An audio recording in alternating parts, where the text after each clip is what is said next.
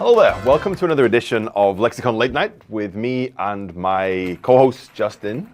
We are going to talk to you today about the same subject we always talk about, the greatest storytellers of all time. Now this one is a little bit controversial, maybe our most controversial ever, but as we're recording this, it's November 2024 and Donald Trump has just won the election. So Justin, why did that happen? All right, opening with an easy question, I see. Why did Trump win? It's what all the political chattering classes are talking about right now, and you're asking me for the answers. You did say in the intro that this might possibly be our most controversial episode ever. I don't know if it'll be as controversial as our episode about Blackpink. We had a lot of the Blinkies kind of mad at us in the YouTube comments. Yeah, I don't think Trump fans will call me a DILF though. No, they won't. That's probably the nicest compliment you've ever gotten in one of these videos. I want to be that too. I'm a dad now. Okay, why did Trump win? Well, caveats out at the front. We are not economists. We're not political experts. We're journalists of sorts. But mainly what we are is experts in communication and storytelling. So that's really what we're going to focus on today. Why did Trump win in terms of storytelling? There's a million reasons there, and today we're going to focus on three in particular. The first one is his speaking style. The man speaks in sound bites. He uses punchlines, punch words, and power words. Yeah, absolutely. Again, whether you like the guy or don't like the guy, his speech is something to be studied because it's really unlike any other human I've ever heard speak, to be honest.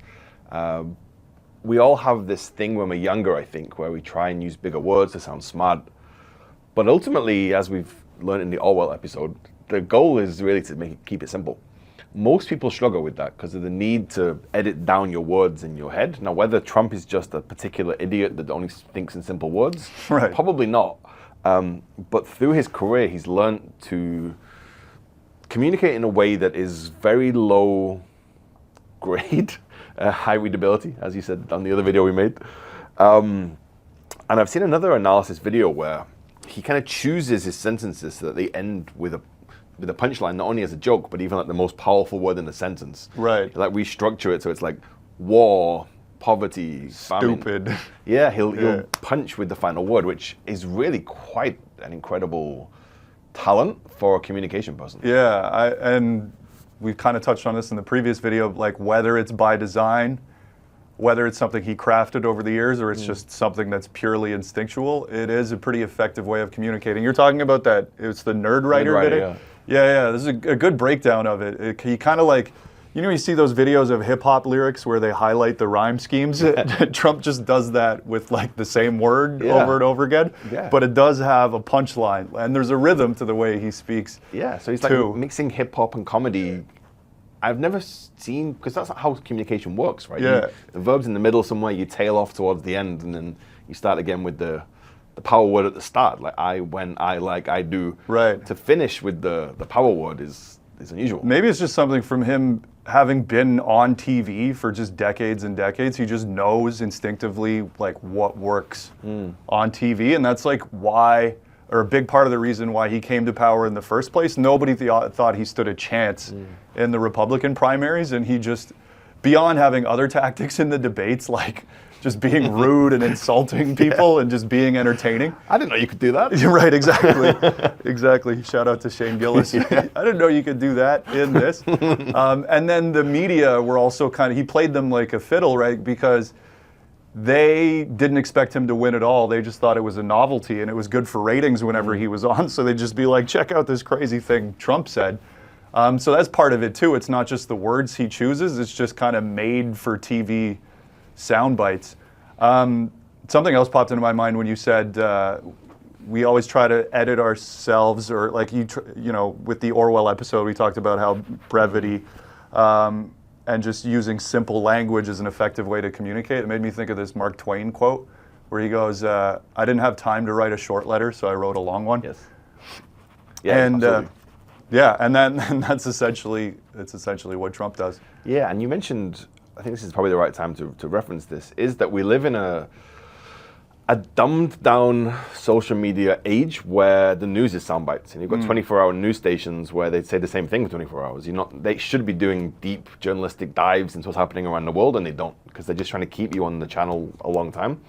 So the profit motive of the news channels and Trump's super controversial way of communicating, they're kind of perfect here. They're symbiotic. Like, the media kind of hates him, but they also need him for ratings. Yeah, he's really a product of our age. Many commenters have said this, right? He's not the cause of this age. He's kind of just the symptom of it. And it's kind of just, he is like the social media candidate. Totally. It's like Twitter came to life. I mean, I feel like we should throw in some caveats here. Like, maybe the reason he speaks like that is because he can't speak with depth and substance Totally possible. on complicated issues, and he just kind of keeps it high level. He may be the luckiest man in the world. Yeah, he may be. Yeah, right. But let's get into an example of what we're talking about. Yeah, sure. So what are we watching here? There's a clip from the Joe Rogan podcast he was on, from where we were recording this about 2 weeks ago. What I was fascinated by when I saw this was I've never really seen him speak naturally before. It's always been either on the show or on the campaign trail. But what I realized in this, and you'll see it too when you see the clip, it really is what we were talking about earlier in terms of how he sets up the sentence. Like, he's talking about a serious topic, which is exiting Afghanistan and the weapons that were left behind and how they were taken by the Taliban. And he's explaining how he was negotiating with a military general and what to do about it, which all of this is quite high level and could be abstract if someone else was talking about it. But he tells the details like it's telling it to a baby. Very simple language, but then he punctuates it with very rich detail so that you can really imagine quite clearly what it looked like, what it felt like. And then he ends that little simple story with a punchline and then a tag. As a comedian, I think you'll see the structure of it. It really does. It's a very unnatural way of speaking, and it's masterful if it's by design. Okay, let's hit the clip. I said, I want every plane. I want every tank. I want the goggles. They have night goggles. They have all this stuff that these guys now have. He said, sir, it's cheaper to get out and leave it. I said, so you think it's cheaper to leave a $150 million brand new airplane in there than it is to fly it out with a tank of jet fuel and put it in Pakistan or just fly it directly back? It's cheaper to leave. I said, this guy's nuts. I'm telling you, he was so stupid. He was so unwise. He was like an unwise man. And there were a number of them. Said, this guy's nuts. What do you think? Yeah, I think I don't have much to add with the way you described it when you set it up. That's completely stand-up comedian way of communicating. He sets the scene, as you said, punctuates it with very specific details. And then this guy's nuts, this guy's really stupid, is the punchline. I mean, it's not a joke, obviously, he's just telling a story, but he's borrowing that kind of communication style. Yeah, I mean, you say, like stand-up comedians do this all the time. The more specific details you can add, the more it adds to the believability of it. Obviously, this was a real situation that Trump was in, presumably. But yeah, the price of the airplane, and then, yeah, it's just, like if you wouldn't say, I was in a restaurant, you would say, okay, I was in a McDonald's and then this happened. Yeah, I don't want to break the fourth wall and destroy the magic too much, but most stand-up comedy is very practiced. And you mentioned recently you saw Chris Rock, where it's like every single movement, every single pause, it was really carefully considered. Yeah. And obviously that is part of the performance, is the pauses and the choice of words. If Trump's doing this naturally, it's an incredible skill set, but it almost makes me think that it's not possible that he could have practiced 3 hours of a set. Could he? Could that have been a scripted bit? No, absolutely not. Although maybe he had it in his head, I'm going to tell this story, and then maybe he rehearsed it. I have no idea. That's a lot of speculating. I think that's just how he's honed the way that he speaks. In that kind of, like we said, stand-up comedian style. I don't know if there's that much more to say on this point, because this actually flows pretty naturally into our next point. Yeah, I think just the final point would be, I guess we need to give a lesson to business people. Oh, right, yes. So the lesson to business people here is that, again, like the guy or don't like the guy, he is very popular. Like, he's just won a comprehensive mandate by 4 or 5 million votes at the present moment. So whether you like his policies or not, there's something about him that resonates, and I truly believe it is that simplistic way of communicating. it's always about the hero, right? You're the guide. So he presents a worldview in a way that's very easy to understand, that addresses people's pain points at their level and offers simple solutions. That is best practice for any business. Like, we all want to talk about how great our company is and use our big words that we've studied and paid so much for, but keeping it simple and focusing on the audience is the everyone knows Trump does love talking about himself. He does. So maybe he does that a little bit too much, but you're focusing on what he does right. Yes. And that part is speaking directly to the audience, in his case, the American people, and making a case as to how he can make their lives better and making them the hero of the story. It's the classic grunt test, right? Like, Trump definitely passes. Yeah, right. You make America great again? Where do I do it? Yeah, Ballot box. Yeah, exactly. Where do I sign up? Go vote. There's a very simple message there, but basically, just communicate, especially if you're living in Thailand, and not everyone's going to speak English, so keep your message very simple and clear. Use simple words wherever possible. There's no extra points for using big words. You lose more than you gain from it. Yeah. I mean, I say this almost every time, but if you can take a complex message and make it simple and easy to understand, that's effective communication. If you're taking something simple and making it overly complicated, you're just going to alienate your audience. So, indubitably. And just a minor caveat there. We're speaking primarily about things that are designed for social media, right? So your captions, your videos as well. It's all well and good to have really thorough, research, detailed content elsewhere. Just don't put your entire white paper as a PDF on LinkedIn. Yes. Advertise it on LinkedIn in this Trump style. Yes. And then the actual white paper itself can be written in a more comprehensive, educated, detailed manner. But first touch point, keep it simple. Yes. All right, good one. We did it. We did it. We kept it simple. We're 20 minutes on this first point. All right, so that's point one. Justin, what else? So point one is the way that he kind of speaks like a stand-up comedian, with this setup, scene setting, punchline with power words.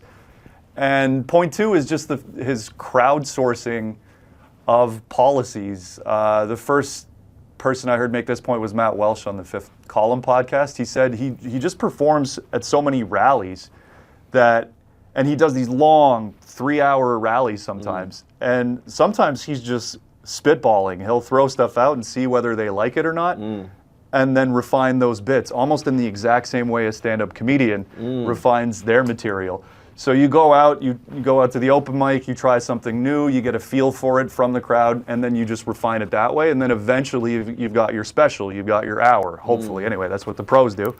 And that seemingly is what Trump does, just with like his policy platform. So things like build the wall crushed in front of the crowd. So he's like, all right, add it to the platform.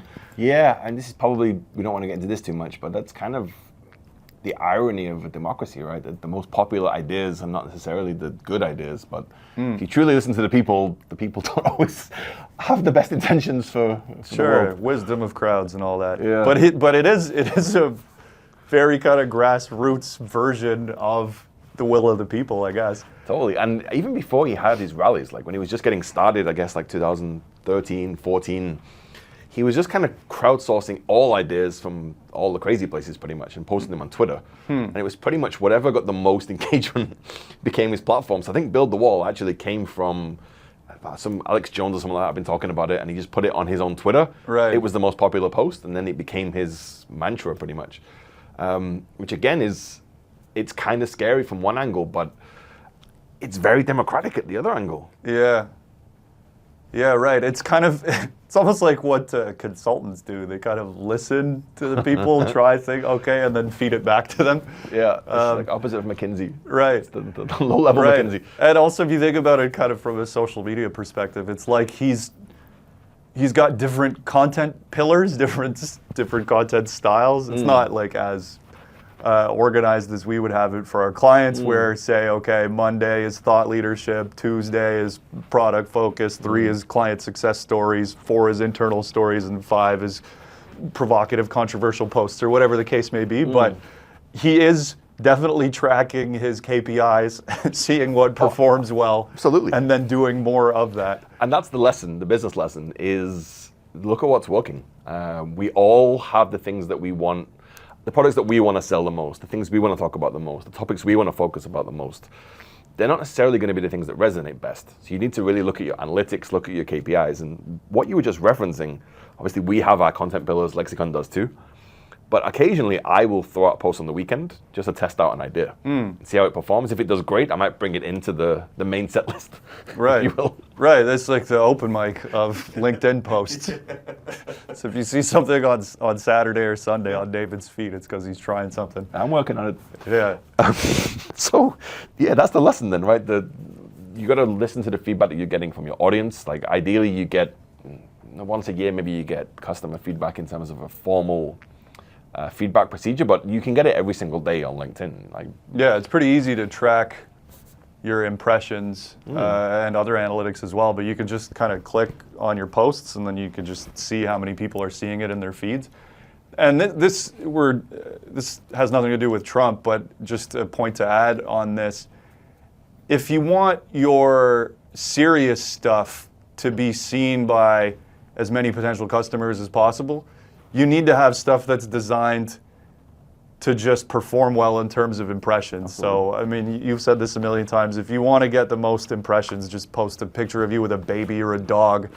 And then, you know, so many people will see it and like it. But that also means that the people that you actually want seeing your serious thought leadership, white paper kind of stuff, who might actually purchase your services, are much more likely to see that serious content if your other content is reaching a broad audience as well. Yep, absolutely, absolutely. And obviously, we've been doing years of testing and refining and KPIs. So if you need some help, yeah, look at David's numbers. Don't look at mine.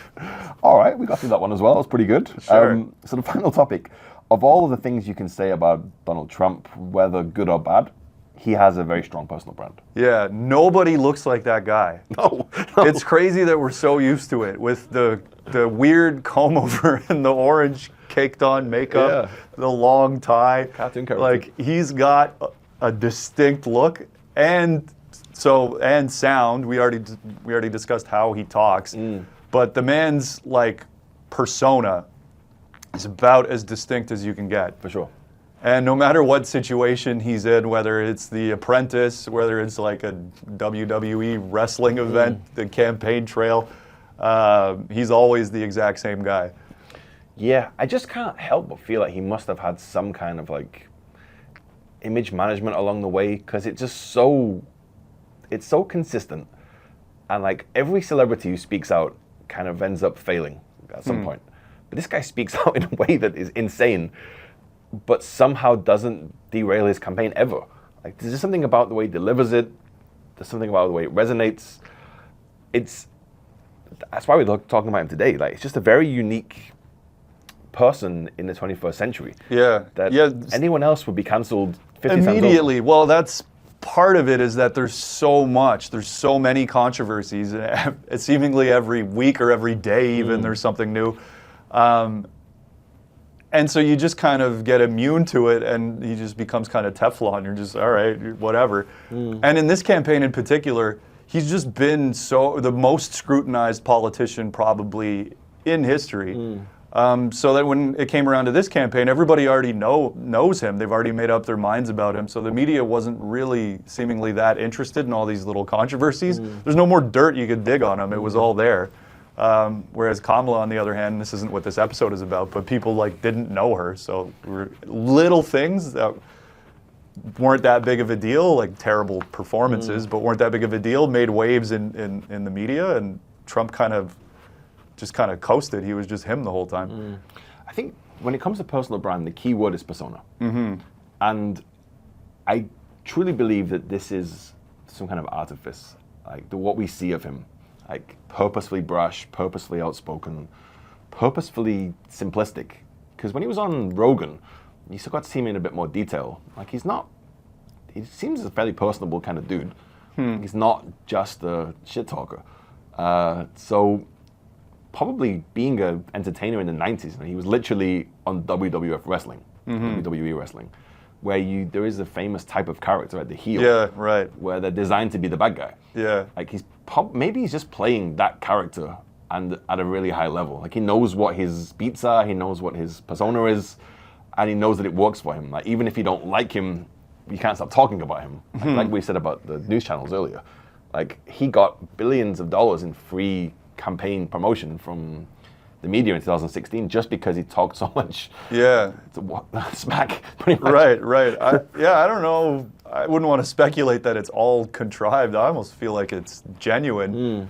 Who knows? But the man does have fantastic instincts. We'd be remiss not to mention the assassination attempt. Oh, yeah, wow. The presence of mind to stand up with the bloody ear. The man just got shot at, and he doesn't know where the bullets are coming from. This is like Bill Burr's point on SNL. Yeah. Like, I'd be cowering in the fetal position, like, totally. okay, I don't need this job. Totally. And to just the presence of mind to understand the gravity of that moment, to stand up and just put his fist in the air and go fight with his bloody face. Like, there's so many other things that happened, but that moment, we came into work and we're like, well, he just won. Oh, yeah. The photo is so iconic. Yeah. I mean, shout out to the photographers as well, who just, like, I guess their photographer instincts kicked in and they just kept clicking, and it looked like it's like the Iwo Jima photo of our time. Yeah, I think because it was during the campaign, it was almost dismissed quickly because it was pro-Trump maybe to talk about it too much. But I think in time that will be seen as an Iwo Jima type photo. Yeah. Like, it really is an incredible display of bravery, leadership, and also just insanity maybe. Right, but also just like, wait a minute, I need to use this moment. Yeah. I need to stay in character. So, just the presence of mind there is brilliant, but like that's the first moment where I went, okay, that's pretty cool. I had to admit it. And so I don't know if this is exactly related to his persona, but it's instincts for the moment. Yeah, absolutely. His instincts, they don't. If I was his campaign manager, I don't know if I would have made the choices that they made. I don't think I would have been brave enough to put him in McDonald's serving French fries in the drive-thru, or put him in the garbage truck with the high vest vest on. These were really bold things that somehow just worked for him. Yeah, because whenever these politicians do these campaign stunts, it always seems so contrived, like, well, I'm going to roll up my sleeves and I'm just a regular Joe. Yeah. But Trump doesn't act like a regular Joe. He's Trump, but just at McDonald's. Yeah. And he was, hey, careful, there's some fake news over there. Yeah. And then, like, him putting the fries into the little cup holder thing and going like, never touch the hands, never touch the hands. He was just so proud of himself. He seemed like he was having a blast. Yeah. And it's kind of amazing how well that worked. And the garbage man thing too, like just leaning into it. Maybe we could even play a really brief clip from the garbage man speech. And they said, it would be unbelievable if you could wear it on stage. I said,